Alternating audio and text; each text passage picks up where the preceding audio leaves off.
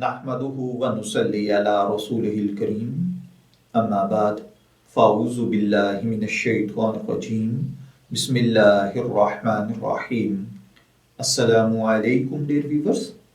हमारा आज का टॉपिक है फितराना क्या अपने बहन भाई या करीबी रिश्तेदारों को दिया जा सकता है या नहीं।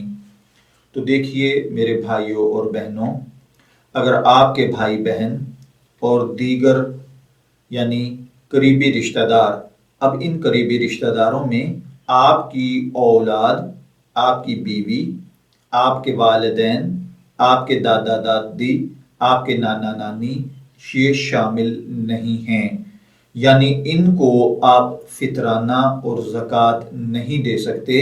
इसके अलावा आप अपने बहन भाई, दीगर करीबी रिश्तेदार और मुस्तहिक़े ज़कात लोगों को फितराना और ज़कात दे सकते हैं, और इसमें एक बड़ी शर्त है कि वो सादात यानी सैयद ना हों। आप इन्हें सदका फितर बआसानी दे सकते हैं। अब मुस्तहिक होने का क्या मतलब है?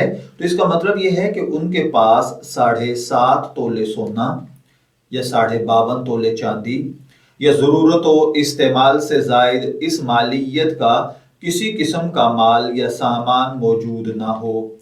याद रखिए, आप अपने भाई बहनों को ज़कात या सदका देते वक्त एक बात का ज़रूर ख्याल रखें कि अगर आपका खाना पीना इकट्ठा है, बाज़ औक़ात कंबाइन फैमिलीज़ रह रही होती हैं, उसमें आपका भाई भी इकट्ठे खा पी रहे होते हैं, खाना एक ही जगह पर बन रहा होता है, तो ऐसी सूरत में अगर आप अपने भाई या बहन को फितराना या ज़कात की रकम दें तो उसे कह दीजिए कि इसे मुश्तरका इस्तेमाल में ना लाए, क्योंकि फिर वो आप भी खाएंगे तो इसका फ़ायदा नहीं होगा बल्कि इसमें कराहत होगी।